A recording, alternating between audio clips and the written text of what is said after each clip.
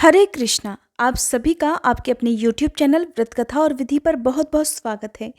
आज की इस वीडियो में आप जानने वाले हैं फाल्गुन मास के कृष्ण पक्ष की विजया एकादशी के बारे में। साथ ही आप सुनेंगे व्रत की कथा भी। सबसे पहले आप सुन लीजिए कथा, उसके बाद आप जानेंगे व्रत की तिथि और शुभ मुहूर्त के साथ ही व्रत के पारण के बारे में। भगवान श्री कृष्ण धर्मराज युधिष्ठिर को समय समय पर एकादशी का महात्म्य सुनाते रहते हैं। जया एकादशी व्रत का महात्म्य सुनने के बाद धर्मराज युधिष्ठिर ने भगवान श्री कृष्ण से फाल्गुन मास के कृष्ण पक्ष में पड़ने वाली एकादशी व्रत के बारे में पूछा। एकादशियों का महात्म्य सुनने में धर्मराज युधिष्ठिर को बहुत हर्ष की अनुभूति हो रही थी। जया एकादशी की कथा का श्रवण रस पाने के बाद उन्होंने भगवान कृष्ण से कहा, हे पुंडरीकाक्ष, फाल्गुन मास के कृष्ण पक्ष की एकादशी का क्या नाम है और उसके व्रत का क्या विधान है? कृपा करके मुझे इसके संबंध में भी विस्तार पूर्वक बतलाइए। तब भगवान कृष्ण कहने लगे, हे धर्मराज, फाल्गुन मास के कृष्ण पक्ष की एकादशी का नाम विजया है। इसके व्रत के प्रभाव से मनुष्य को विजयश्री प्राप्त होती है। इस विजया एकादशी के महात्म्य के श्रवण और पठन से सभी पापों का अंत हो जाता है। एक बार देवर्षि नारद ने जगत पिता ब्रह्मा जी से कहा, हे ब्रह्मा जी, आप मुझे फाल्गुन मास के कृष्ण पक्ष की विजया एकादशी का व्रत और उसकी विधि बताने की कृपा करें। तब देवर्षि नारद की बात सुनकर श्री ब्रह्मा जी ने कहा, हे पुत्र, विजया एकादशी का उपवास पूर्व के पाप और वर्तमान के पापों को नष्ट करने वाला है। इस एकादशी का विधान आज तक मैंने किसी से नहीं कहा, परंतु मैं तुम्हें बताता हूँ। ये उपवास करने वाले सभी मनुष्यों को विजय प्रदान करती है। अब श्रद्धापूर्वक कथा का श्रवण भी करो। श्री राम को जब 14 वर्ष का वनवास मिला, तब वह अपने भाई लक्ष्मण और अपनी पत्नी सीता सहित पंचवटी में निवास करने लगे। उस समय महापापी रावण ने माता सीता का हरण कर लिया।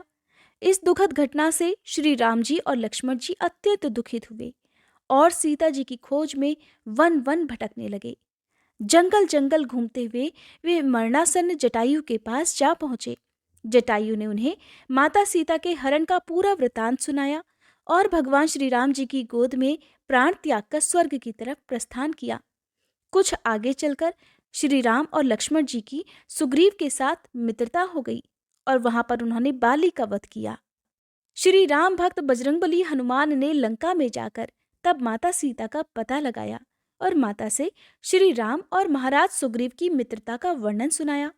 वहां से लौटकर हनुमान जी श्री रामचंद्र जी के पास आए और अशोक वाटिका का सारा वृतांत उन्हें कह सुनाया। सब हाल जानने के बाद श्री राम ने सुग्रीव की सहमति से वानरों और भालुओं की सेना सहित लंका की तरफ प्रस्थान किया। समुद्र किनारे पहुंचने पर श्री राम जी ने विशाल समुद्र को घड़ियालों से भरा हुआ देखा तो लक्ष्मण जी से कहने लगे, हे भ्राता लक्ष्मण, अनेक मगरमच्छों और जीवों से भरे इस विशाल समुद्र को हम कैसे पार करेंगे? तब प्रभु श्री राम की बात सुनकर लक्ष्मण जी ने कहा, हे भ्राताश्री, आप पुराण पुरुषोत्तम आदि पुरुष हैं और आपसे तो कुछ भी छुपा हुआ नहीं है। यहाँ से आधा योजन दूर कुमारी द्वीप में वकदालभ्य मुनि का आश्रम है। वे अनेक नाम के ब्रह्माओं के ज्ञाता हैं और वे ही आपकी विजय का उपाय बता सकते हैं। अपने छोटे भाई लक्ष्मण के वचनों को सुनकर श्री राम जी वकदालभ्य ऋषि के आश्रम में गए और उन्हें प्रणाम कर एक ओर बैठ गए। अपने आश्रम में श्री राम को आया देखकर महर्षि वकदालभ्य ने पूछा, हे श्री राम, आपने किस प्रयोजन से मेरी कुटिया को पवित्र किया है? कृपा कर अपना प्रयोजन कहे प्रभु। मुनि के मधुर वचनों को सुनकर श्री राम जी कहने लगे, हे ऋषिवर, मैं सेना सहित यहाँ आया हूँ और राक्षस राज रावण को जीतने की इच्छा से लंका जा रहा हूँ। कृपा कर आप इस विशाल समुद्र को पार करने का कोई उपाय बतलाइए। आपके पास मेरे आने का यही एकमात्र प्रयोजन है। तब महर्षि वकदालभ्य कहने लगे, हे श्री राम, मैं आपको एक अति उत्तम व्रत बतलाता हूँ जिसे करने से आपको विजयश्री अवश्य ही प्राप्त होगी। ये कैसा व्रत है मुनिश्रेष्ठ, जिसे करने से समस्त क्षेत्रों में विजय की प्राप्ति होती है? जिज्ञासु होकर श्री राम ने पूछा।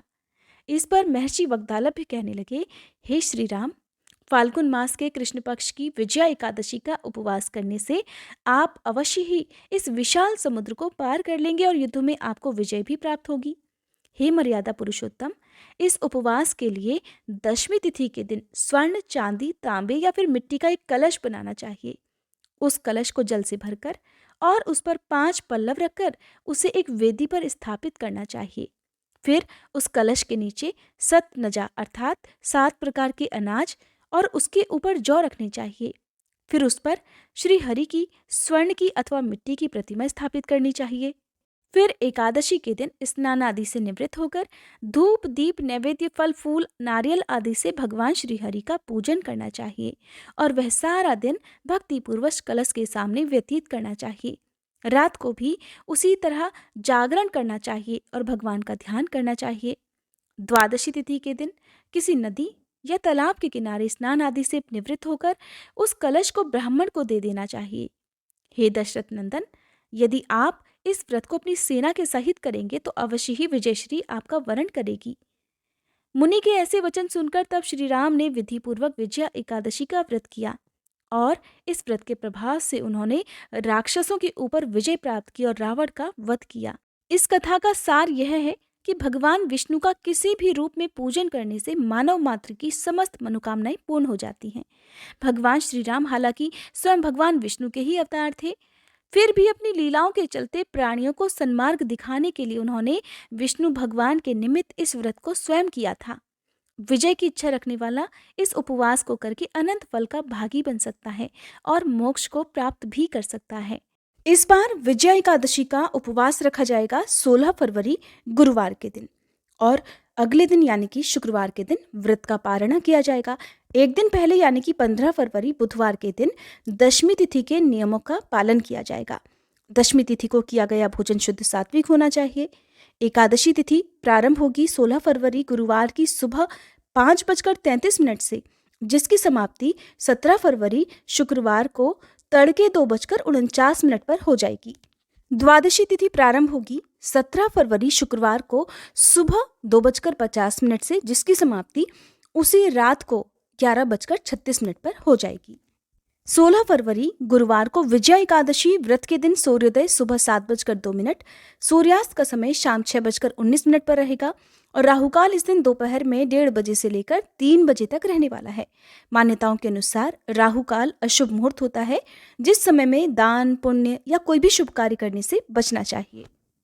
द्वादशी तिथि यानी 17 फरवरी शुक्रवार को सूर्योदय सुबह 7:02, सूर्यास्त का समय शाम 6:19 और राहुकाल सुबह 10:30 बजे से लेकर 12 बजे तक रहने वाला है। इस बार आपको द्वादशी तिथि के दिन बहुत ही खास ध्यान रखना है, क्योंकि सुबह को हरिवासर का समय भी इस दिन रहने वाला है। मान्यताओं के अनुसार और एकादशी व्रत के नियमों के अनुसार कभी भी हरिवासर के समय एकादशी का उपवास नहीं खोलना चाहिए। यदि द्वादशी तिथि को हरिवासर लगा हो तो हरिवासर के समय के बीतने के बाद ही व्रत खोला जाता है। एकादशी का व्रत रखने वाले सभी भक्तों को एक दिन पहले दशमी तिथि को शुद्ध सात्विक भोजन ग्रहण करना चाहिए। दशमी तिथि के सूर्यास्त के बाद भोजन ग्रहण नहीं किया जाता है। दशमी तिथि को ही तुलसी पत्र भी तोड़कर रख लिए जाते हैं, क्योंकि एकादशी और द्वादशी तिथि के दिन इन्हीं तुलसी पत्रों का भोग भगवान विष्णु को अर्पित किया जाता है। एकादशी के दिन सुबह जल्दी उठकर स्नान आदि से निवृत्त होकर साफ स्वच्छ वस्त्र धारण करके सबसे पहले भगवान विष्णु के सामने बैठकर व्रत रखने का संकल्प लिया जाता है। फिर धूप दीप जलाकर चंदन का तिलक लगाकर भगवान विष्णु को पीले पुष्प पीले फल आदि अर्पित किए जाते हैं। पीले फलों में आप केले का फल भगवान को अर्पित कर सकते हैं या अपने सामर्थ्य के अनुसार जो भी मौसमी फल आते हैं उनका भोग भी आप भगवान को लगा सकते हैं। साथ में तुलसी दल और 1 लोटा जल का जरूर भरकर रखें। इस प्रकार से पूजा करने के बाद मंत्रों का जाप करते हुए व्रत की कथा पढ़ी और सुनी जाती है। सबसे अंत में कपूर जलाकर आरती की जाती है। क्षमा याचना करके व्रत प्रारंभ किया जाता है। दिन भर व्रत रखा जाता है। इस व्रत को 2 तरह से रख सकते हैं, एक तो निर्जल और निराहार रहकर, दूसरा जल और फल ग्रहण करके। तो जैसी आपकी सामर्थ्य हो, जिस तरह से भी आप इस व्रत को रख सकें उस तरह से रखना चाहिए। दिन में आप कम से कम बोलें और किसी भी प्रकार के बुरे काम करने से बचें। निंदा चुगली झूठ चोरी पाप नशा इत्यादि से दूर रहें। एकादशी के दिन घर परिवार के किसी भी सदस्य को नाखून बाल इत्यादि नहीं काटना चाहिए। महिलाओं को सर से स्नान नहीं करना चाहिए। शाम को विधि विधान से एक बार फिर से पूजा करके भगवान को भोग लगाएं और फिर खुद भी प्रसाद रूप में, यदि आपने फलाहार का संकल्प लिया है तो इनको आप ग्रहण कर सकते हैं। फलाहार में आप मौसमी फल या फिर ड्राई फ्रूट्स आदि का सेवन कर सकते हैं।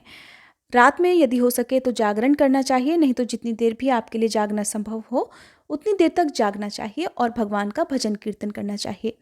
बिस्तर साफ सुथरा धुला हुआ हो, उस बिस्तर का त्याग करना चाहिए जिस पर आप डेली सोते हैं। द्वादशी तिथि को भी विधि विधान से नियमों का पालन करते हुए पूजा अर्चना की जाती है। शुभ मुहूर्त जो आपको व्रत पालन का बताया गया है, उस मुहूर्त से पहले आप पूजा तो कर सकते हैं, लेकिन खुद व्रत उसी समय खोलना चाहिए। व्रत खोलने से पहले पूजा पाठ करके दान इत्यादि की जो भी सामग्री, जैसे एक समय का भोजन किसी के घर में बन सके, इनके अलावा फल, मिठाई, वस्त्र, दक्षिणा आदि भी आप जरूर रखें। दान आप किसी भी वस्तु का दें, उसमें दक्षिणा यदि नहीं होती है तो ऐसा दान भी अधूरा रहता है। यदि दान देने की सामर्थ्य बिल्कुल भी नहीं है तो अपने आसपास आप गौ माता को मीठी रोटी खिला सकते हैं, गुड़ रोटी खिला सकते हैं, और काली चींटियों को आप आटा शक्कर मिलाकर डाल सकते हैं। कुत्ते को रोटी दे सकते हैं, छत पर चिड़ियों के लिए दाना पानी रख सकते हैं, उसके बाद भी व्रत खोल सकते हैं। इस प्रकार से शुभ मुहूर्त में आपको व्रत का पालना करना है। मुहूर्त बीतने के बाद यदि पालना किया जाता है, उपवास खोला जाता है, तो वो व्रत भी अधूरा ही रहता है। इस प्रकार से आपका एकादशी का व्रत पूर्ण होता है। द्वादशी तिथि को भी शुद्ध सात्विक भोजन ही करना चाहिए। भोजन ग्रहण करने से पहले प्रसाद रूप में आपने जो भगवान को तुलसी पत्र अर्पित किए हैं और जो जल अर्पित किया है, उसी को आपको खुद ग्रहण करके व्रत खोलना चाहिए। तुलसी पत्र ग्रहण करने पर ही उपवास पूर्ण होता है। यदि आपके घर में तुलसी जी नहीं हैं तो आसपास जहाँ कहीं भी हो, वहाँ से आप 2 दिन पहले ही तुलसी पत्र जरूर लेकर आएँ और उन्हीं को भगवान को भोग में लगाएं और खुद भी प्रसाद रूप में द्वादशी तिथि को ही ग्रहण करें। एकादशी के दिन तुलसी पत्र ग्रहण नहीं करने चाहिए। माँ लक्ष्मी जी को तुलसी पत्र अर्पित नहीं किए जाते हैं। द्वादशी तिथि को आप सुबह और शाम दोनों ही समय भोजन कर सकते हैं। यदि बहुत ज़्यादा ज़रूरी हो तो आप दिन में भी एक बार और कुछ ले सकते हैं, लेकिन इस दिन भी लहसुन प्याज का बना हुआ भोजन आपको त्याग करना है। उम्मीद है ये जानकारी आपको पसंद आई होगी। वीडियो अगर अच्छी लगी हो तो प्लीज़ वीडियो को लाइक करके हमारे चैनल को अगर सब्सक्राइब नहीं किया है तो ज़रूर कर लीजिएगा, ताकि हमारे हिंदू धर्म में प्रचलित जितने भी व्रत और त्यौहार हैं, उन सभी की तिथि और शुभ मुहूर्त की जानकारी आपको समय से मिल सके।